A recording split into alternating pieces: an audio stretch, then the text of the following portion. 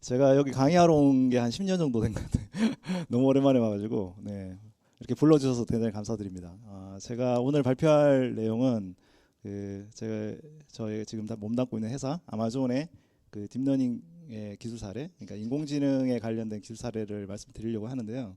뭐 아주 기술적인 내용은 아니에요. 그냥 아마존이 이렇게 하고 있고, 그래서 이제 어떻게 이걸 또 서비스로 녹여서 또 아마존 웹 서비스라고 하는 클라우드 기술로도 제공을 하고 있는지 이런 걸 이제 소개를 해드리는 시간을 갖겠습니다. 그래서 여러분들이 아마 이제 한국의 많은 사용자들한테 서비스를 하실 때 좀 좋은 힌트가 됐으면 좋겠다라는 생각으로 준비를 했고요. 저는 이제 간단하게 소개를 드리면 그 스타트업에서 일을 좀 한 7년 정도 하다가 이제 이 아마존 AWS 이전 직장이 이제 다음에서 제가 한 11년 정도 근무를 했어요. 그래서 한 3년 전에 이제 AWS로 왔고요.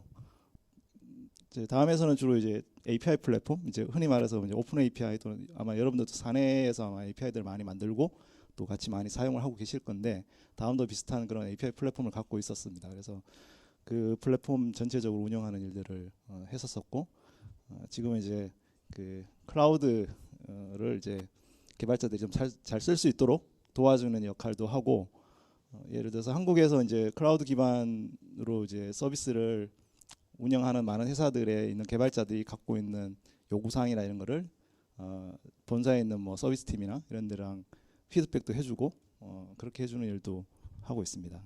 오늘 제가 말씀드릴 주제는 크게 두 파트로 나눠서 말씀을 드리려고 해요. 우선은 이제 지금 이제 인공지능이 굉장히 핫 이슈잖아요. 여러분들도 많이 공부도 하고 계실 것 같고 또 사내에서도 이런 세미나도 많을 거라고 생각이 듭니다. 그래서 아마존에서 이런 그 머신러닝 또는 딥러닝 어떻게 활용하고 있는지 그게 이제 첫 번째 파트고 이제 두 번째 파트는 그렇게 만들어진 기술이나 서비스들을 어떻게 녹여서 일반 다른 개발자들한테 저희가 다른 회사 또는 다른 개발자들한테 제공을 하고 있는지 그걸 이제 어떻게 하고 있는지를 좀 말씀을 드리려고 합니다. 저도 이제 다음에서 근무를 하는 동안에 그 일반 유저들을 위해서 제공하는 서비스는 많이 만들어 봤어요. 저도. 근데 이제 사실은 이제 우리 내부적으로 쓰는 게 많죠. 기술들을. 그런데 그거를 조금 더 다른 개발자들, 그러니까 더 작은 회사, 뭐 스타트업부터 해서 엔터프라이즈 좀 전통적인 기업들까지 있는 거기에 있는 개발자들한테 사용할 수 있도록 해주는 서비스를 만드는 것은 또 다른 문제거든요. 그래서 그런 것들을 또 추구해 나가는 회사들이 많아졌어요. 뭐 지금 네이버도 지금 네이버 비즈니스 플랫폼에서 네이버 클라우드 지금 만들고 계시는데 그런 부분을 어떻게 하고 있는지를 조금 소개를 해드리도록 하겠습니다. 그 아마존은 다 아시죠, 그죠? 제가 설명 안 드려도 다 아실 것 같고 재밌는 것은 이제 제가 다음에서 근무를 했었는데 다음에 회사가 창업한 해가 95년도예요. 근데 아마존도 창업한 해가 95년입니다. 서비스가 아마존닷컴이라고 하는 서비스가 온라인 책 서점을 처음 책을 팔기 시작한 게 95년도부터입니다. 이게 이제 굉장히 옛날 그 첫 화면을 보고 계신데 그 아마존닷컴의 첫 화면에 보시면은 재밌는 게 뭐냐면은 세 번째에 보면은 Eyes and Editor, Personal Notification Service 이런 그 항목이 있어요. 이거 보시면은 이게 뭐냐면은 이제 내가 좋아하는 책을 구매를 하거나 이제 등록을 해놓으면 그거에 대해서 이제 노티피케이션 해주는 에이전트를 만들어서 주는 거죠. 그러니까 이제 아마존닷컴은 회사가 만들어질 때부터 이 어떻게 보면 머신러닝, 추천 기술 이런 것들을 처음 시작을 했던 그런 회사라고 볼 수 있고요. 99년도에 이런 그 상품 리뷰 또는 이제 내가 추천 이런 걸 통해서 나오는 매출이 전체 매출의 35% 가까이 됐다고 합니다.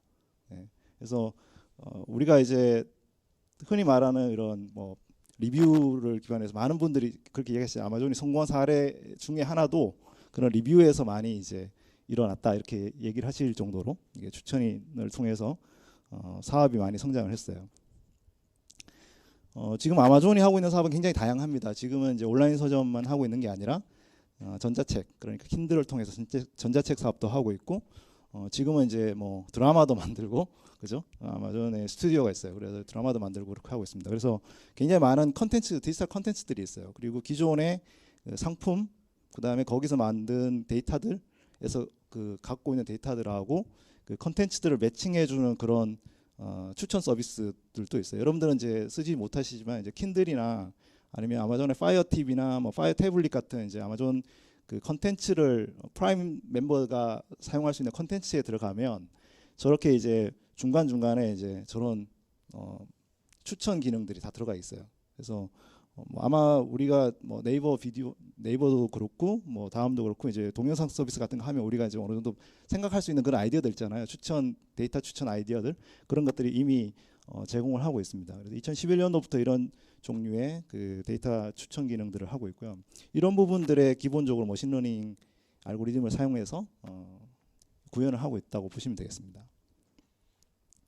그 재밌는 것은 이제 아마존이라고 하는 이제 서비스 자체가 온라인 쇼핑 서비스로 운영이 되고 이 온라인 그 쇼핑 서비스 가장 중요한 점이 그런 거잖아요.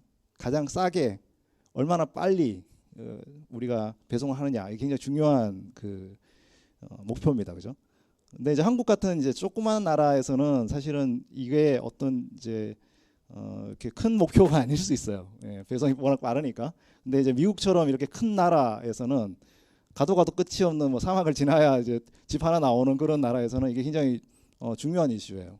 그래서 지금은 이제 우리가 아마존에서 쇼핑을 할 때 검색을 하고 우리가 물건을 장바구니에 딱 담는 순간 이 물건이 어떻게 배송될지에 대한 모든 예측을 하게 돼요. 그러면 이제 상품이 내가 이걸 사지 않는다 하더라도 그 예측을 해서 이 물건이 이 사람이 어디로 배송할 거고 그다음에 이 물건이 어디에 위치해 있고 우리 물류센터에서는 어떻게 패킹을 해서 이 사람 앞까지 갈 건지에 대한 모든 전체 그 프로세스를 다 예측을 해서 그 장바구니에서 뭐 결제를 누르는 순간 바로 이제 그냥 그 모든 게 다 스타트가 됩니다. 그래서 그 2015년도에 이미 500억 회 이상의 주간 이 예측이 돌아가고 있었어요. 그러니까 지금 제가 보여드리는 이 데이터들은 사실 굉장히 오래된 데이터잖아요. 지금 벌써 2018년이니까 3, 4년 전 데이터긴 한데 그러면 굉장히 많은 그 부분들이 있는 거죠.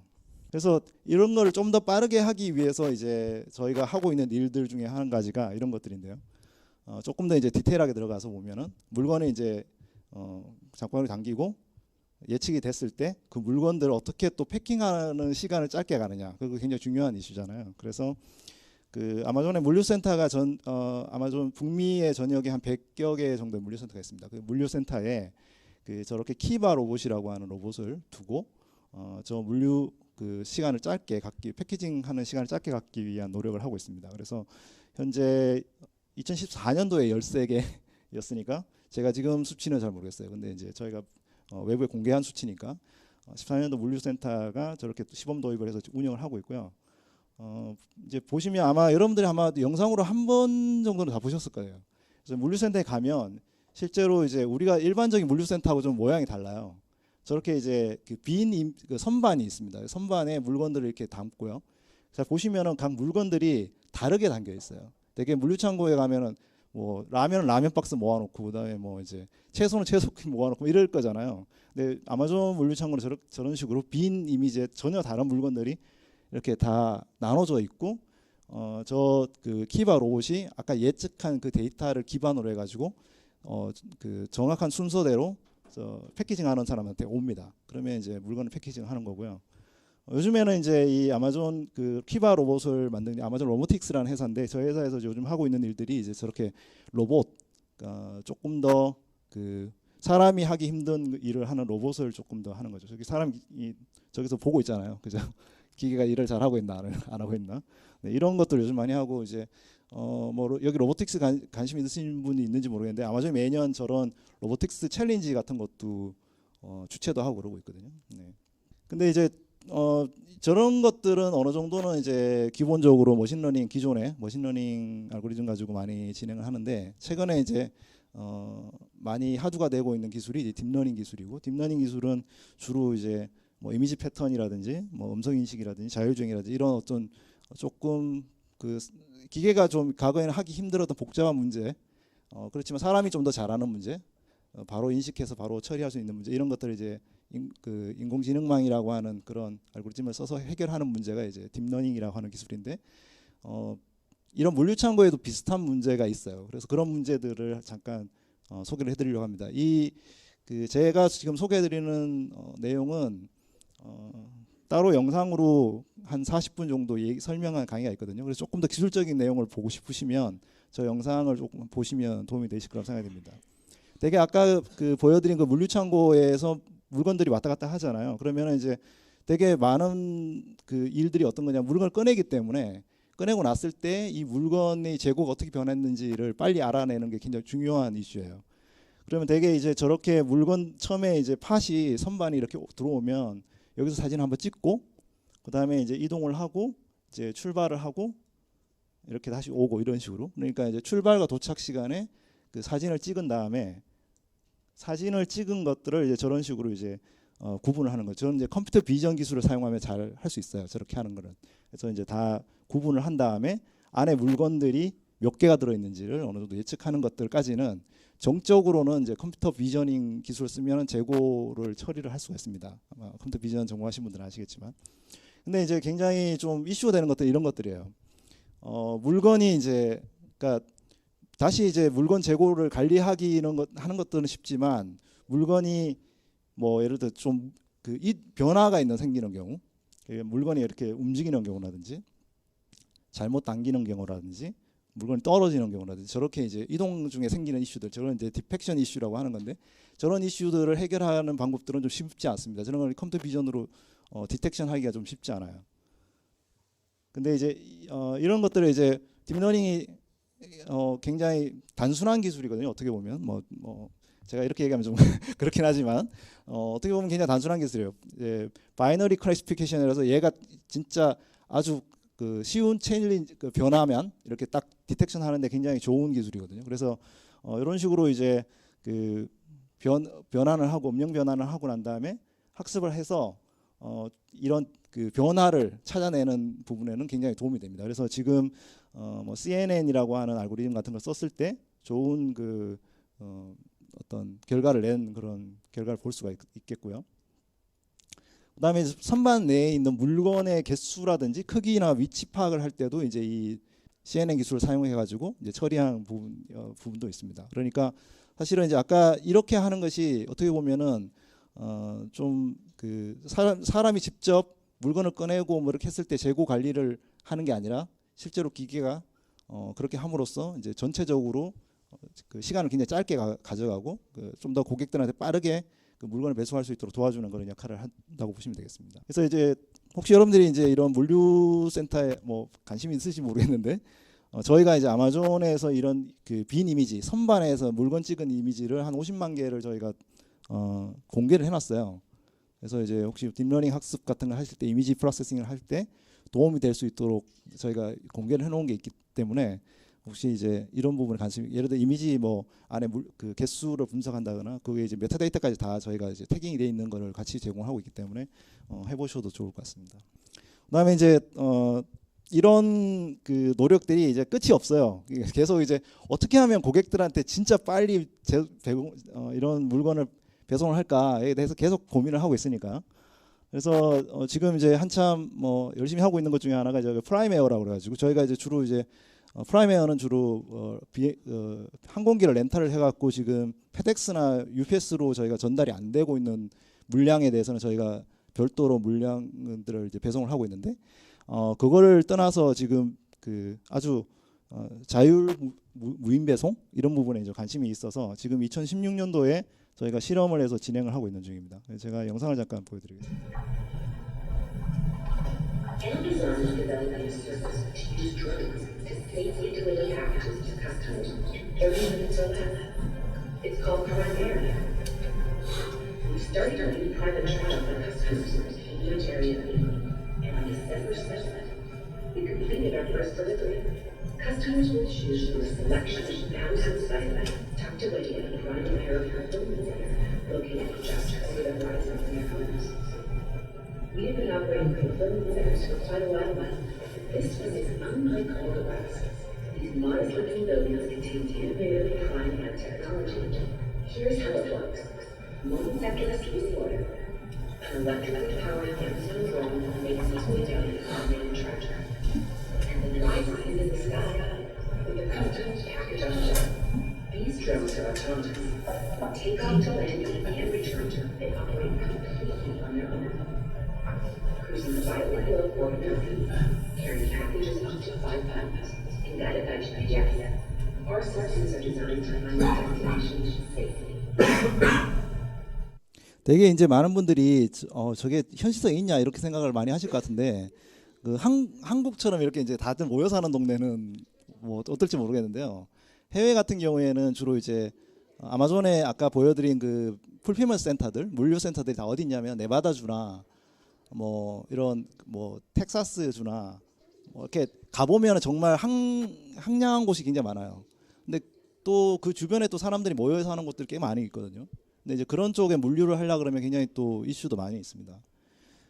네, 그래서 지금 이제 요 그 데모 영상은 실제로 잉글랜드 지역에서 저희가 실제로 배송을 한 영상이고 지금 올해 작년 중순쯤부터 이제 로스앤젤레스 지역에서 이제 그 시범으로 하고 있는 중입니다. 그래서 그런 부분들도 이제 좀 이런 것들 다 이제 사실 머신러닝이나 딥러닝을 사용한 그 트레이닝을 거쳐서 주행이라든지 이렇게 하는 부분들까지 다 검토해서 만든 거라고 보시면 되겠습니다.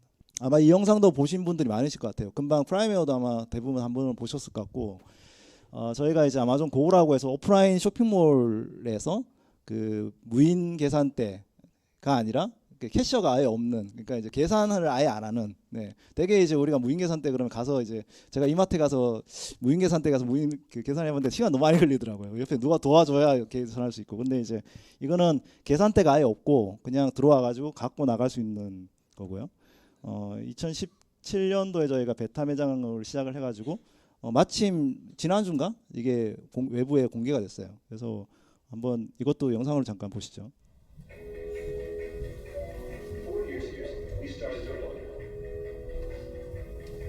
Shopping look like if you could walk into a store, grab the lawn, and just go?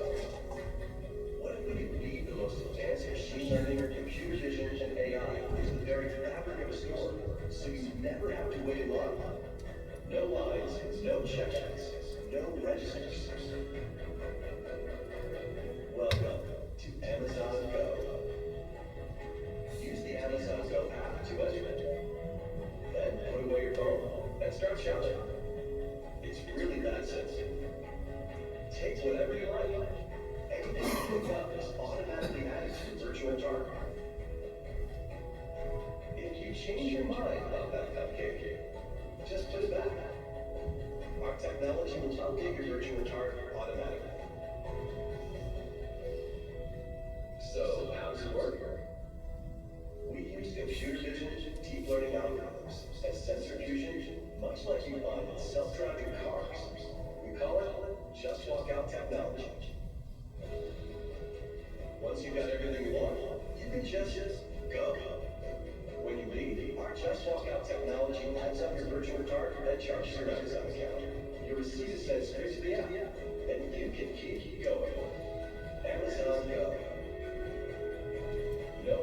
네, 이게 지금 매장이 저희 시애틀에 가시면은 시애틀 본사 저희 앞에 있어요. 그래서 이게 아까 말씀드린 대로 저희 오픈을 했는데 보시면 나올 때는 줄을 안 섰는데 들어갈 때 줄을 서요. 너무 많은 분들이 관심이 많으셔갖고 이제 그냥 앱만 까시면 들어갈 수 있어요. 일반인들도 그냥 아마존 아카운트만 있으시면. 그래서 지금 다들 이제 왜냐하면 여기 이제 워낙 그 매장이 작아요. 아직은 크지 않아가지고 들어갈 때 좀 안에 사람이 너무 많으면 안 되기 때문에 기다린다고 돼 있더라고요. 그 안에 올라가면 이제 이렇게 그 위에 이런 카메라들이 다 붙어 있습니다. 위쪽에 이런 식으로. 되게 이제 저기 들어가시면 뭐 사람들이 RFID나 뭐 아니면 센서나 이런 것들이 있다고 생각을 하시는데 전혀 그게 없고 컴퓨터 비전을 통해 가지고 사람들이 그러니까 내가 움직이는 것들 다 트래킹을 한 다음에 예를 들어서 저랑 뭐 같은 분이 같이 한 명이 두 명이 하나의 앱을 가지고 들어가잖아요. 그래도 트래킹을 할 수 있어요. 그래서 저 친구는 바나나를 사고 저는 샌드위치 샀어요. 갖고 나오면 제 그냥 앱에 바나나 샌드위치 같이. 네. 그러니까 들어올 때 여러 명도 이렇게 체크를 해줍니다. 실제로. 저도 이제 가서 사용을 했었는데 저렇게 안에 근데 이제 사람이 전혀 없지는 않고요. 저렇게 이제 물건 채우는 사람도 있고 그다음에 이제 도와주는 사람도 있고 주류 매장 같은 경우에서는 이제 뭐 패스포트 확인하는 사람도 있고 사람들이 많이 있어요. 안에 도와줍니다. 실제로 그 쇼핑하는 거에 있어 갖고.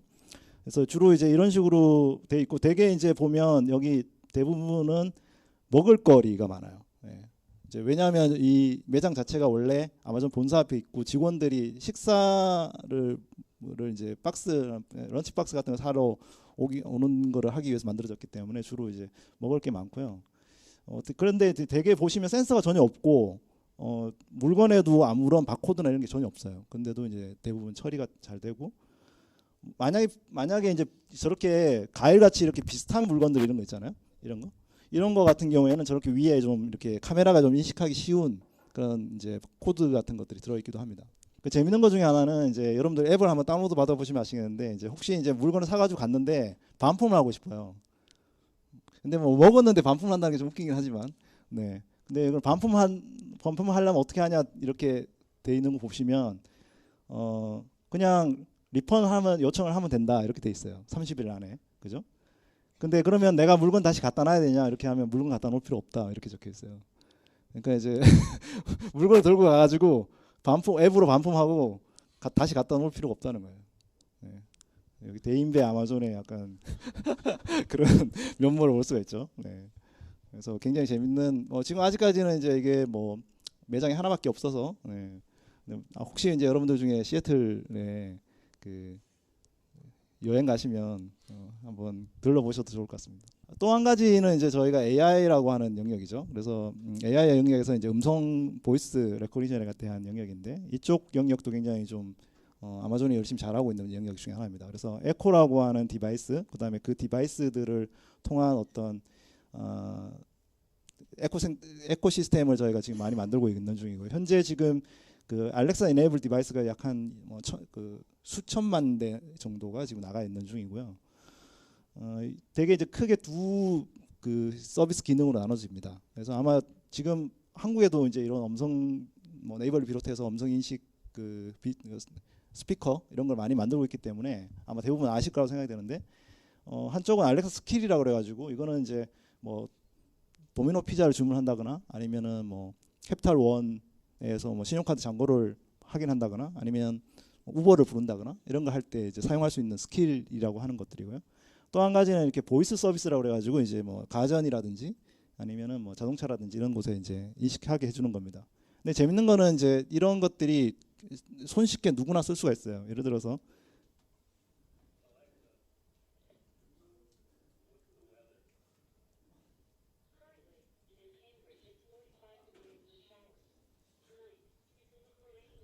네, 잘 들리시는지 모르겠는데 네, 그러니까 이게 뭐냐면 이제 그냥 장난감 같은 거예요. 이렇게 움직이는 말 이렇게 움직이는 그런 건데다가 이제 라즈베리 파이 같은 거를 엮어갖고 알렉사 서비스를 그냥 붙여갖고 만들어 놓은 거거든요. 그래서 이제 여러분들이 만약에 뭐 에코를 직접 주문하지 않으시더라도 AWS 기반의 시뮬레이터나 이런 그냥 그 SDK 같은 거 다운로드 받아갖고 그냥 라즈베리 파이나 이런 데다가 내 집에 있는 오는 스피커랑 마이크 이렇게 붙이기만 하면 만들어 볼 수가 있어요. 이건 뭐 그렇게 어렵지 않아요. 뭐 꼭 개발자만 할 수 있는 건 아니고 그냥 쭉 따라가기만 하면 만들 수 있거든요. 그래서 저거 만들면 한 20불, 뭐 25불 정도면 충분히 만들 수 있습니다. 그러면 저렇게 만들 수도 있고 아니면 저렇게 웹사이트에서 실제로 ecosim.io라는 사이트에 가면 에코를 직접 운영을 해볼 수가 있어요. 그래서 굳이 이제 에코를 사지 않아도 쓸 수 있다 이렇게 보시면 되겠고요. 알렉사에서도 이제 딥러닝을 많이 사용을 합니다. 요즘 뭐 음성 인식이라든지 음성 합성 이런 데다 워낙 딥러닝을 많이 활용하고 있기 때문에 이것도 이제 영상이 있으니까 관심 있으시면 꼭 한번 보시면 좋을 것 같고요.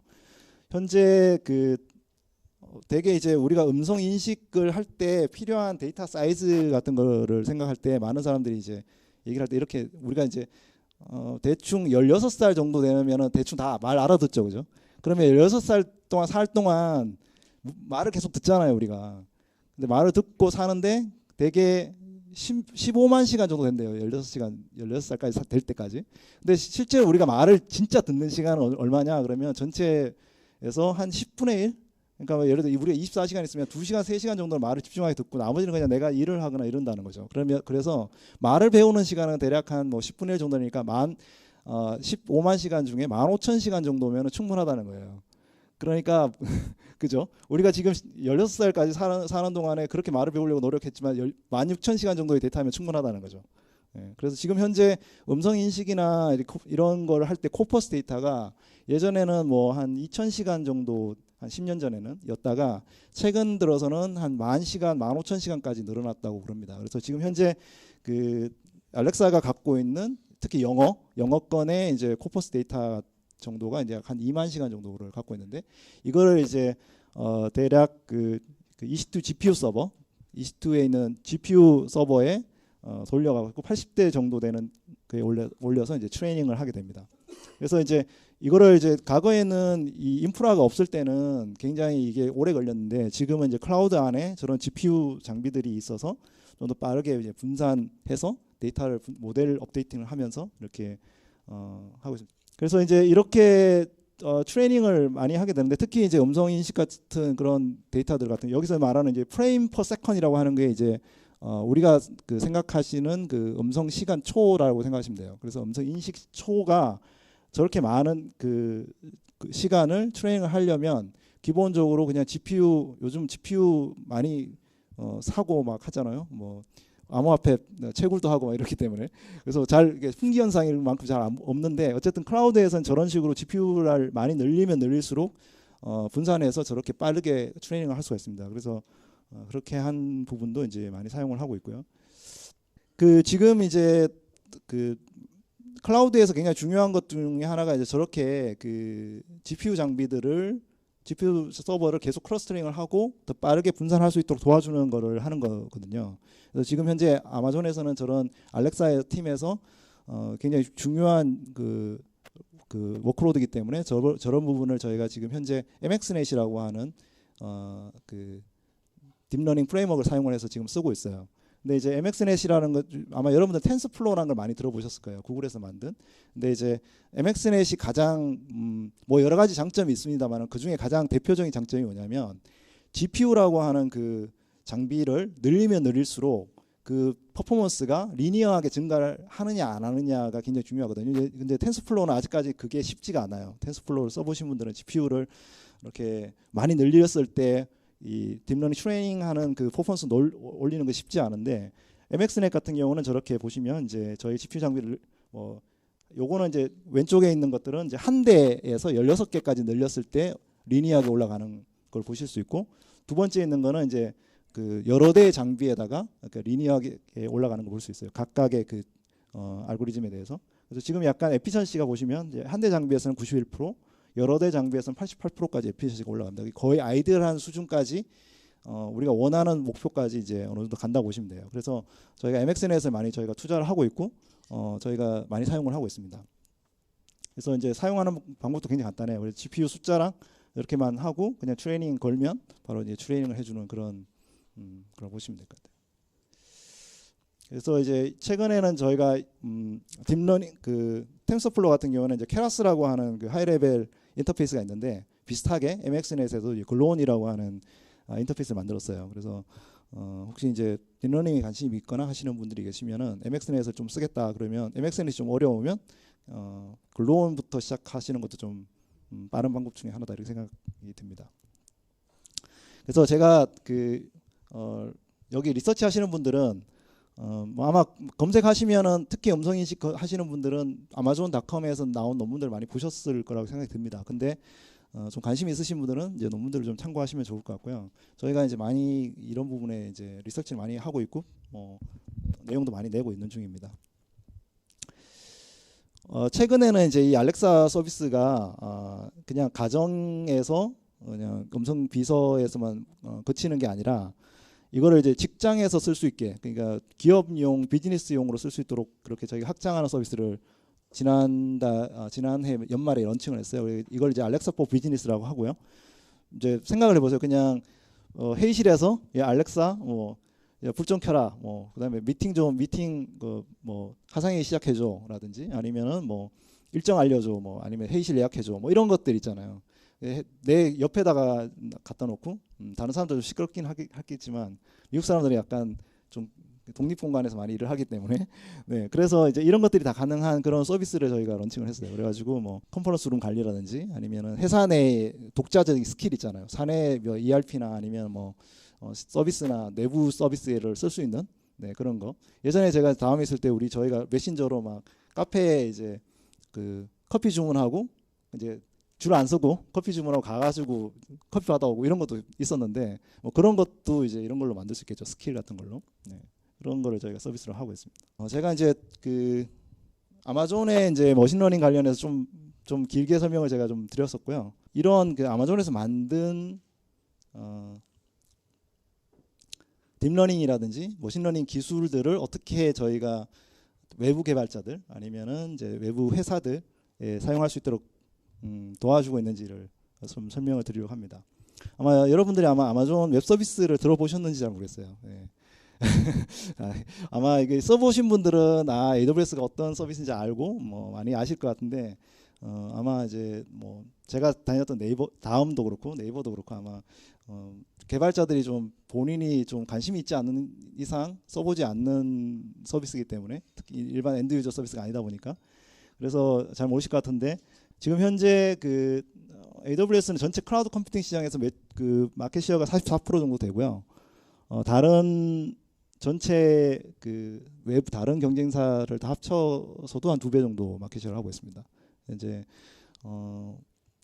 보시면 이제 이런 클라우드 서비스를 한다고 하면 되게 마이크로소프트나 뭐 아니면은 HP나 IBM이나 오라클이나 이런 회사가 잘 할 것 같잖아요. 근데 보시면 아마존이 이 시장을 2006년도에 개척을 했는데 제일 잘하고 있는 회사고 그다음에 지금도 굉장히 많은 경쟁력을 갖고 있는 회사예요. 근데 이제 제가 여기 와서 느낀 거는 뭐냐면 이 클라우드라고 하는 것이 인프라 사업이 아니거든요. 서비스 사업이에요. 왜 그러냐면은 예전에는 뭐 여러분들 오라클을 사거나 아니면은 뭐 소프트웨어를 사면 벤더들은 물건을 팔면 계약이 끝이에요. 그냥 계약서 쓰면 물건 갖다 주면 끝입니다. 뭐 장비도 그렇고. 근데 클라우드 서비스는 계약을 하면 그때부터 시작인 거예요. 예를 들어서 고객이 장애 나면 저희한테 바로 영향이 와요. 고객이 만약에 돈을 못 벌잖아요. 그러면 고객은 클라우드 서비스는 언제든지 문 닫고 나갈 수 있어요. 그러니까 고객이 성공해야 클라우드 사업자가 성공을 하는 거예요.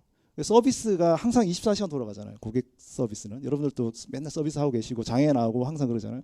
그 일이 똑같이 일어나요. 여기서.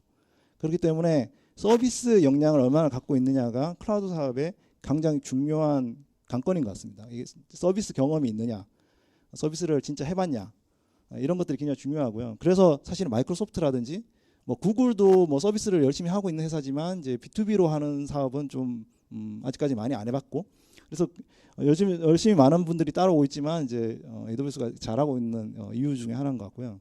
아마 네이버도 아마 서비스 경험이 많은 회사이기 때문에 클라우드에서 영향을 좀 발휘할 수 있지 않을까 그런 생각이 듭니다. 제 생각엔. 현재 이제 전 세계적으로 저희가 한 몇백만 정도에 있는 고객을 가지고 있고요. 현재 저희 서비스 런칭을 보시면 작년에 저희가 한 해에 1,300개 이상의 피처를 업데이트를 했어요. 그러니까 기능이 엄청나게 빨리 늘어나고 있고, 여기에 보시면 이제 한국 고객들 같은 경우도 국내에 진짜 많은 고객들이 AWS 사용하고 계시거든요. 그래서 지금 많은 처음에는 기본적으로는 스타트업들은 쓸 거라고 생각이 들잖아요. 스타트업은 처음에 뭐 인프라 투자도 힘들고 돈도 없고 언제 사업이 망할지도 모르고, 그죠? 그러니까 당연히 AWS 쓰는 게 맞을 것 같죠. 그래서 뭐 스타트업들은 기본적으로 많이 쓰고 있고, 특히 게임 회사들, 국내 게임 회사들은 모바일 게임 굉장히 짧잖아요, 그죠? 그래서 이거를 투자를 했을 때 이게 리턴을 할 수 있을지는 모르는 거기 때문에, 근데 대박이 나면 또 뭐 터져야 되잖아요.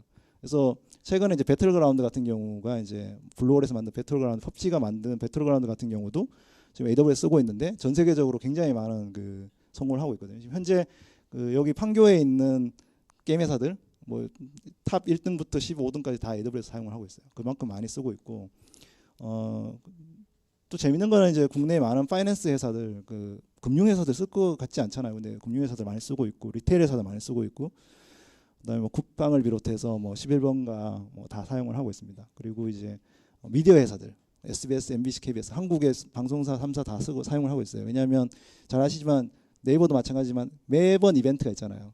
총선, 뭐 올림픽 경기, 그다음에 끝나면 또 대선 끝나죠. 근데 그때마다 항상 이벤트성 그 인프라를 계속 운영을 하고 계속 그걸 운영을 해야 되는데 그게 쉬운 일이 아니거든요. 그래서 방송국들 같은 경우 특히 그뭐 몇천만 되는 고객들이 유저들이 들어오는 거를 감당을 해야 되잖아요. 그런데 그런 것들을 본인들이 직접 그걸 인프라를 운영하기가 쉽지 않고 그렇기 때문에 이제 AWS 많이 사용을 합니다. 그리고 글로벌 벤더들 특히 삼성이나 LG 같은데 이런 데는 글로벌 서비스를 해야 되는데 한국에서만 서비스하기가 진짜 어렵기 때문에 굉장히 많은 기업들이 지금 AWS 사용하고 있다고 보시면 되겠습니다. 그리고 이제 AWS가 또 갖고 있는 강점 중에 하나가 굉장히 많은 기능들이 있어요. 그러니까 인프라성 기능부터 해서 뭐 플랫폼, 애플리케이션 서비스까지 굉장히 많고요. 제가 오늘은 이제 좀 머신러닝에 대해서는 좀 특징적으로 말씀을 드리려고 합니다. 그래서 머신러닝 쪽은 크게 한 세 파트 정도 나눠서 서비스를 하고 있어요. 지금 제가 아까 말씀드린 그 아마존에서 제공해드리고 있는 서비스들을 좀 더 서비스화 시켜서 아마존에서 갖고 있는 경험들을 서비스화 시켜서 만들었다고 보시면 되겠고요. 이제 가장 그 밑바닥에서는 이제 인프라용 서비스거든요. 그러니까 아까 제가 말씀드린 대로 GPU 인스턴스. 그래서 가상 서버를 언제든지 원할 때마다 쓰고 반납하고 쓴 만큼 시간 단위로 할 수 있는 인스턴스랑 그다음에 이제 딥러닝 프레임워크들 갖고 있는 뭐 부팅 디스크 같은 거예요. 이미지 그리고 이제 프레임워크들 이런 걸 제공을 합니다. 지금 이제 현존하는 가장 비싸고 가장 성능 좋은 GPU 카드가 그 테슬라라고 V100이라고 하는 엔비디아에서 만든 GPU 카드예요. 그래서 저게 이제 대략 한 초당 112 트리플롭스 정도의 연산 능력을 갖고 있어요. 되게 이제 그냥 이제 간단하게 생각해 보면 CPU 100개 정도에 저 카드 하나가 CPU 100개 정도에 해당되는 그 컴퓨팅 능력이 있다고 보시면 됩니다. 저거를 사용하려고 하면 서울에 저게 이제 저희가 P3 2X 라지라고 하는 인스턴스 타입이 있는데 저 가상 서버에 저 GPU가 꽂혀 있어요. 근데 그거를 쓸 때 한 시간당 5불 정도를 합니다. 그러면 이제 이거를 아까 뭐 MXNet이나 이런 거 이제 GPU가 이게 확장하는 클러스터를 사용한다고 치면 한 20대를 연결해서 쓸 수 있을 텐데요. 그러면은 대략 한 2,000개 정도 되는 CPU 연산 능력을 갖게 돼요. 근데 이제 여러분들은 이제 아주 좋은 회사를 다니시니까 GPU 20개 주세요 이러면은 줄 수 있을 것 같은데 많은 일반 개발자들은 그렇지 않거든요. 이제 회사 돈도 없고 내가 이걸 뭔가 좀 해보려 그러면 쉽지 않은 거죠. 이거 이제 그냥 계산만 해보면 시간당 100불 정도예요. 굉장히 이것도 비용도 좀 적지 않아요. 이거 뭐 실제 쓸 수 있다고 하더라도 비용이 좀 적지 않거든요. 그래서 재밌는 건 뭐냐면 그 AWS에서는 이 스팟 인스턴스라고 하는 그 방법이 있습니다. 이건 뭐냐면 AWS는 굉장히 많은 인프라를 운영하고 있잖아요. 그런데 항상 남는 자원들이 있어요. 네. 그래서 그 남는 자원들을 그냥 놀리지 않고 그냥 원하는 고객들한테 빨리 사용을 하라고 그냥 비딩을 해서 팔아줍니다. 그래서 이게 스팟 인스턴스 가격을 보시면은 이게 지난주에 스팟 인스턴스 가격이죠, 한국에. 이게 5불 정도가 온디맨드 가격이잖아요. 아까 제가 말씀드린 대로. 근데 스팟 인스턴스 가격 비용이 어느 정도 형성이 되어 있냐면 1.5불 정도 형성이 되어 있어요. 즉 다시 말해가지고 한 25%밖에 안 돼요. 그러니까 70% 가까이 싼 거죠. 그러면은 여러분들 저거는 이제 1시간에서 뭐 한 몇 시간 정도 쓰는 거예요. 뭐 딥러닝 트레이닝 같은 거는 뭐 저렇게 좋은 인스턴스 타입을 쓰면 굉장히 빨리 끝납니다, 실제로. 여러분들이 웬만한 워크로드 돌리지 않는 이상. CPU 2,000개니까요. 그죠? 그래서 저런 거를 돌리면 아까 20대 정도를 3만 원 정도에 쓸 수 있는 거예요. 33,000원 정도면 1시간에. 네. 그러니까 저 진짜 굉장히 쉽고 그래서 지금은 저는 딥러닝이라고 하면 되게 네이버나 뭐 다음이나 아니면 카카오나 SK텔레콤이나 이런 회사들이나 할 걸 같이 생각하지만 굉장히 많은 스타트업들이 AWS에 있는 GPU 인스턴스를 사용해 가지고 딥러닝 워크로드를 돌리고 있습니다, 한국에서. 네. 그래서 인공지능 관련한 부분들을 굉장히 많이 하는데 필요한 어떤 기회들을 이제 넓혀주고 있다고 보시면 되겠습니다. 그래서 이거 켜는데도 쉬워요. 그냥 저렇게 스크립트 한 줄에다가 그냥 미국에 있는 인스턴스 타입을 쓰겠다. 북미에 있는 뭐 동부의 노스캐롤라이나에 있는 데이터 센터에 인스턴스 켜겠다 그러면 저렇게 한 줄이면 되고요. 그러니까 한국 같은 경우에 밤 시간대, 낮 시간대가 다르잖아요. 그러면 사용량이 좀씩 다르거든요. 서로 가격도 좀 다르고. 북미 거를 쓰면 좀 더 쌀 수도 있어요. 그러니까 저렇게도 쓰고 뭐 끄고 싶으면 이렇게 다 한 방에 끌 수 있는 거예요. 굉장히 쉽습니다. 그래서 지금 이제 굉장히 많은 그 회사들이 AWS에서 머신러닝 그 관련한 부분들을 돌리고 있는 중이고요. 근데 이제 여전히 이제 이런 데이터 학습 수집부터 해서 처리, 알고리즘, 뭐 튜닝하는 거, 그다음에 배포하고 모델 서비스하는 거가 이제 제가 그냥 쉽게 말씀을 드리지만 이게 딥러닝 모델들을 쉽게 움직이는 게 쉬운 일은 아니거든요. 그래서 AWS에서는 항상 이제 이 개발자가 하는 거에 어떤 문제를 해결해주기 위한 서비스를 계속 만들고 있어요. 그래서 지금 이제 세이지메이커라고 하는 서비스가 있거든요. 혹시 여러분들이 이제 AWS 계정이 있으시면 세이지메이커를 사용하시면 모델 생성부터 해서 트레이닝, 배포까지 이렇게 원스톱에 할 수 있도록 제공을 하고 있고 네이버에서도 아마 MSML이라고 지금 이제 이 트레이닝하는 부분에 대한 어떤 그 서비스를 만들고 있는 것 같은데 비슷하게 이제 그런 비슷한 겁니다. 근데 이제 재밌는 거는 이제 아예 그 모델을 배포해서 그 API 서비스까지도 이 여기서 엔드포인트까지 하고 있다는 게 다른 점이라고 보시면 되겠습니다. 그래서 이런 이제 저희가 플랫폼 서비스를 세이지메이커 같은 플랫폼 서비스를 가지고 있는데 과거에 뭐 혹시 이제 딥러닝 같은 걸 하시면은 주피터 노트북 같은 걸 통해 갖고 이제 약간 트레이닝하는 걸 하거든요. 그래서 그랬을 때 아마존에서 이건 아마존에서 하는 거나 사실 여러분들이 그냥 컴퓨터에서 하는 거랑 비슷해요. 하는 과정이 쭉 저런 이제 그걸 통해서 이제 좀 긴 시간 필요하다고 하면 세이지메이커에서는 그냥 클릭 몇 번만 하면 그 노트북 인스턴스가 바로 뜨고 바로 이제 딥러닝 트레이닝을 해볼 수가 있습니다. 그다음에 이제 이런 거를 이제 개발자들이 조금 더 편하게 이렇게 비주얼라이제이션 할 수 있도록 도와주는 것이 딥렌즈라고 하는 저희가 서비스가 있고요. 이게 이제 얼마 전에 만든 저희가 장비입니다. 그래서 이게 어떻게 돌아가는지 잠깐 보여드리면 이제 세이지메이커로 모델을 만들잖아요. 그러면 모델을 저 딥렌즈라고 하는 기기에다가 배포를 할 수 있어요. 그러면 이제 저거를 이제 계속적으로 이제 모델을 계속 개선을 하고 해야 되면 계속 테스트를 해야 되는데 그렇게 할 수 있도록 해주는 기계라고 보시면 되겠습니다. 그래서 예를 보시면은 이제 저렇게 그 이제 바로 실시간으로 객체 인식을 한다거나 아니면 뭐 소세지를 뭐 인식을 한다거나 아니면은 늙은 사람만 인식한다고 하거나 뭐 마스크를 쓴 사람만 도둑놈을 잡으려면 마스크를 쓴 사람만 인식한다거나 그런 어떤 모델들을 여러분들이 만들 수 있잖아요. 그랬을 때 저거를 저 기기를 통해 가지고 할 수 있도록 도와주는 역할을 하는 거죠. 그래서 개발자들이 좀 더 쉽게 이렇게 그 모델을 만들어서 트레이닝을 하고 그다음에 그 결과까지 보고 다시 그걸 바꿀 수 있고 그렇게 할 수 있도록 해주는 서비스고요. 이제 마지막 위에 있는 서비스는 아마 네이버에서도 많이 하고 있고 그다음에 다른 그 클라우드 서비스에서도 많이 하고 있는 서비스입니다. 예를 들어서 뭐 이미지 레코그니션, 이미지에 뭐 사람이 있는지 아니면 사람이 웃고 있는지 뭐 나이가 몇 살인지 이런 것들을 이제 인식을 해주는 서비스죠. 그래가지고 사진만 올리면 바로 이제 해주는 AI 서비스를 얘기하는 거예요. 그리고 뭐 언어적으로도 보면 음성 합성, 음성 TTS, 음성 합성 서비스나 아니면은 이제 음성 인식, 그다음에 뭐 기계 번역 이런 서비스들을 저희가 작년에 대거 만들어서 내고 있는 중입니다. 뭐 한국어 같은 경우에는 이제 한국의 네이버나 카카오 같은 경우가 더 잘하고 있는 거라고 생각이 들고요. 지금 확장을 하려고 노력을 하고 있는 중입니다. 그래서 뭐 이런 것들도 보면은 그 아마존에 보시면은 이제 프라임 멤버들은 이제 이미지를 업로드를 할 수 있거든요. 여러분들도 아마 네이버 검색 같은 데도 이제 뭐 백두산 이렇게 치면 백두산만 쫙 나오잖아요. 근데 어떻게 하냐면 다 이런 어떤 딥러닝 기술을 써서 만드는 거거든요.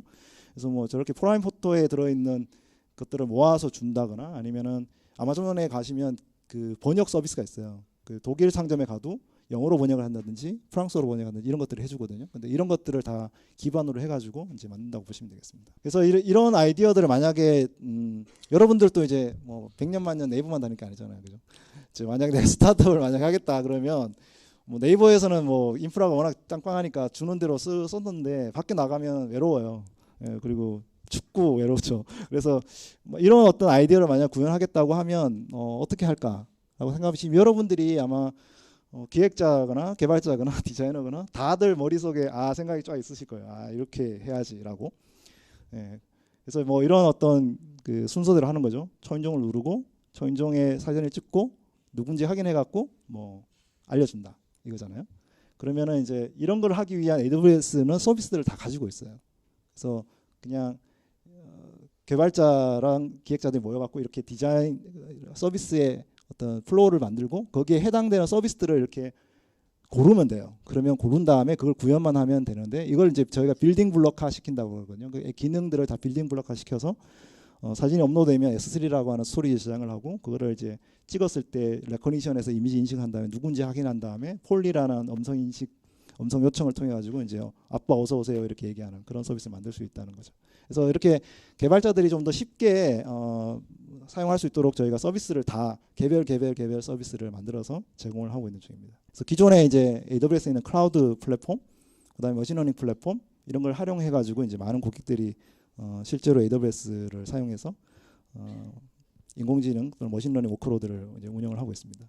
그래서 제가 오늘 말씀드린 내용들은 좀 관련 아마 발표 자료들 아마 공유를 해드렸을 것 같고요. 필요하신 부분들을 조금 더 참고해서 보시면 될 것 같습니다.